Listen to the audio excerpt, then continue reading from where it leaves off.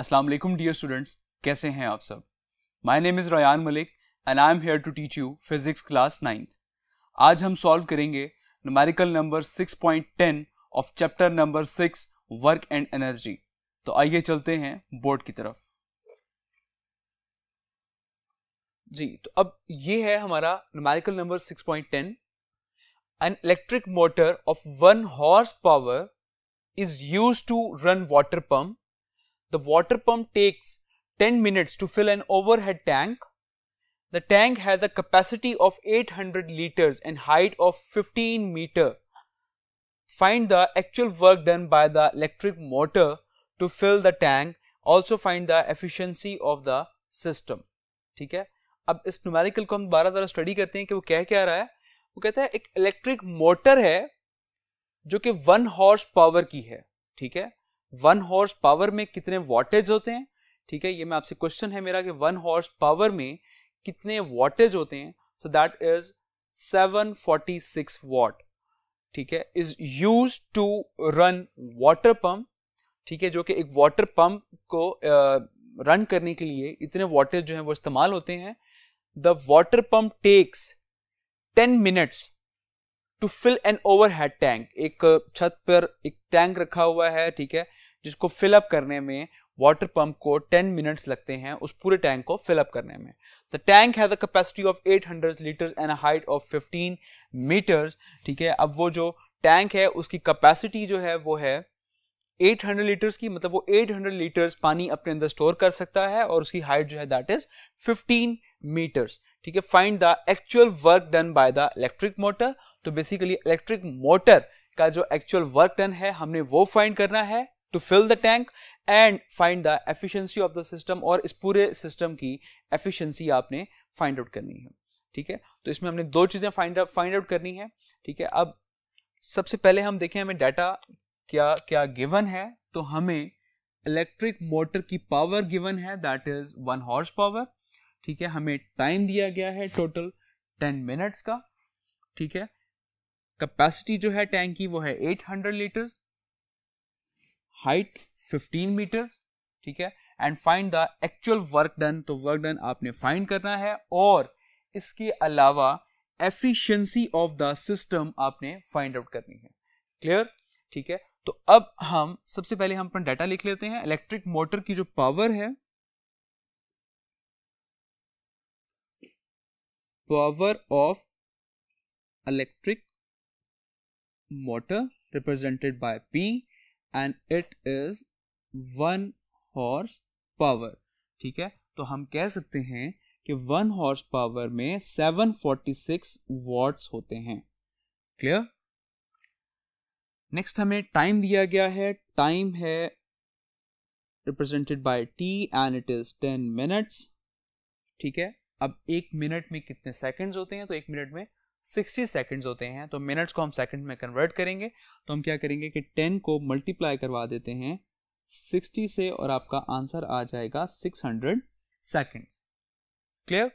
अब हमें कैपेसिटी दी गई है। Capacity it is represented by V and 800 litres. ठीक है, ये इसकी कैपेसिटी है। अब क्योंकि हमें नीचे बताया गया है न्यूमेरिकल में कि 800 जो लीटर्स हैं, 1 litre that is equals to 1 kilogram. तो हम कह सकते हैं कि जो 800 लीटर्स हैं so that is equals to, अगर मैं इसको इक्वल करूं मैस के तो ये हो जाएगा 800 किलोग्राम। ठीक है, तो यहां से हम बेसिकली अपना मैस भी निकाल सकते हैं क्योंकि हमें नीचे बता दिया गया है कि 1 litre is equals to the 1 kilogram. So that's why we can replace 800 litres with 800 kilograms. Clear? अब हमें हाइट दी गई है that is 15 metre.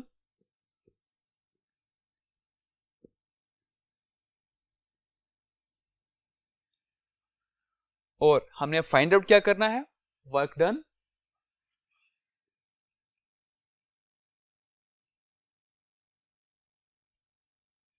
Work done by the electric motor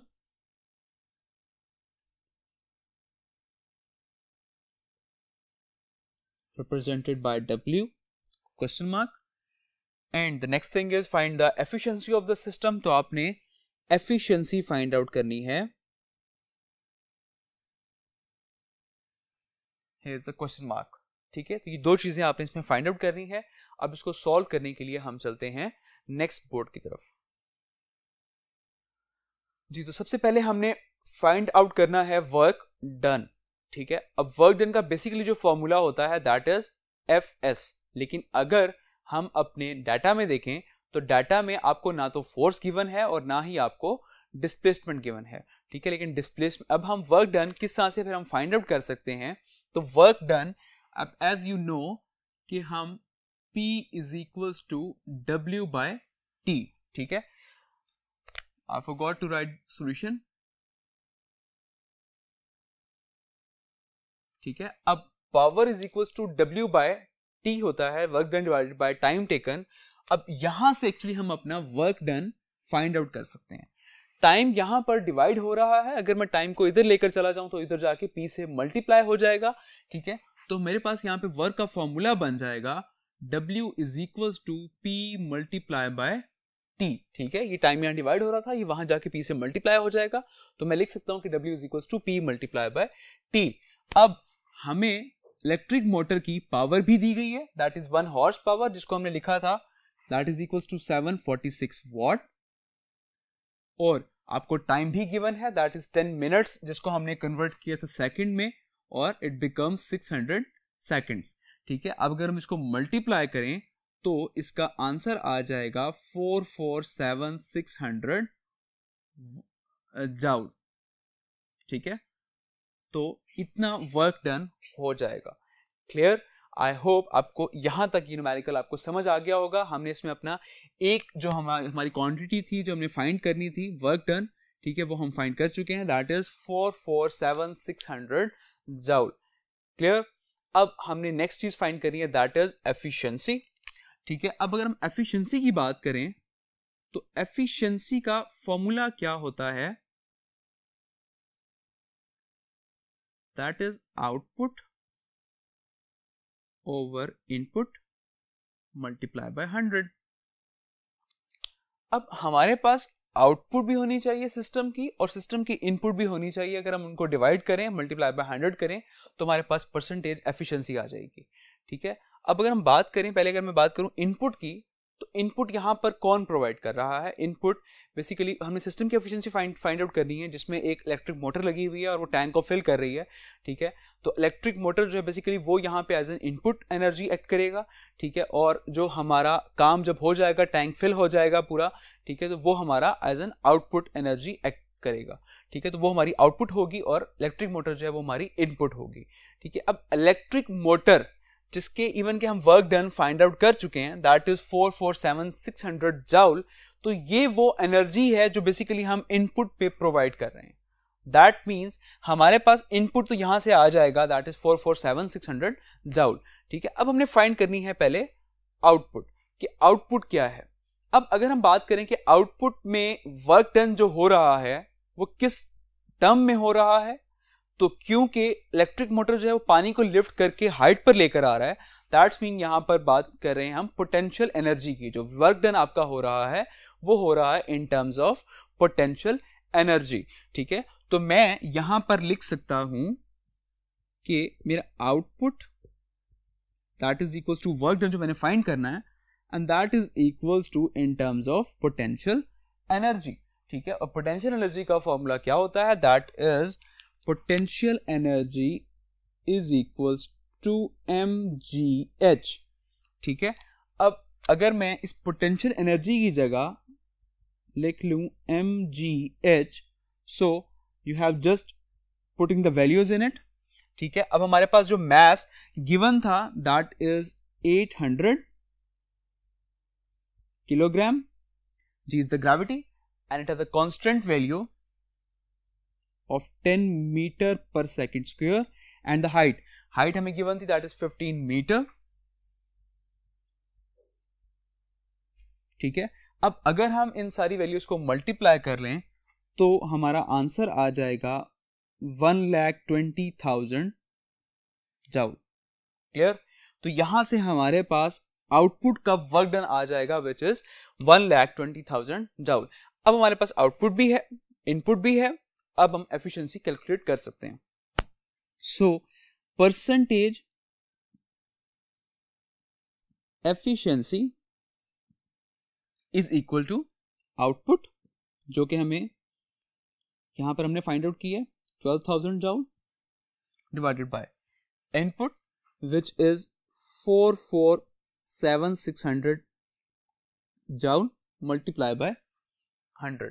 ठीक है, अब अगर आप इन दोनों वैल्यूज को डिवाइड करें तो आंसर आ जाएगा 0.268 मल्टीप्लाई बाय 100।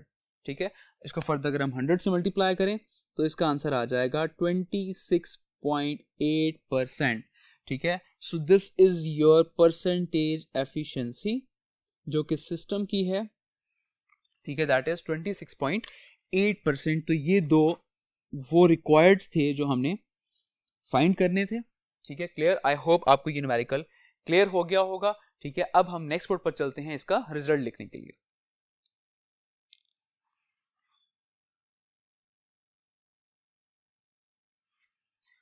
तो हम कह सकते हैं कि work done by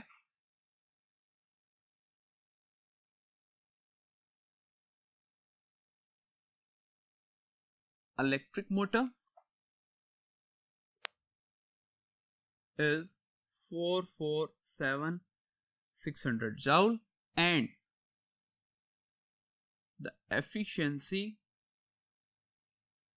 of system is 26.8%। ठीक है, तो ये दो वो क्वांटिटीज थी जो आपने फाइंड करनी थी। आई होप आपको ये सारे न्यूमेरिकल्स क्लियर हो गए होंगे। Wish you all the best. यहाँ हमारा चैप्टर नंबर 6 जो है वो कंप्लीट होता है। नेक्स्ट क्लास में इंशाल्लाह हम स्टार्ट करेंगे चैप्टर नंबर 7। टेक केयर, अल्लाह हाफिज।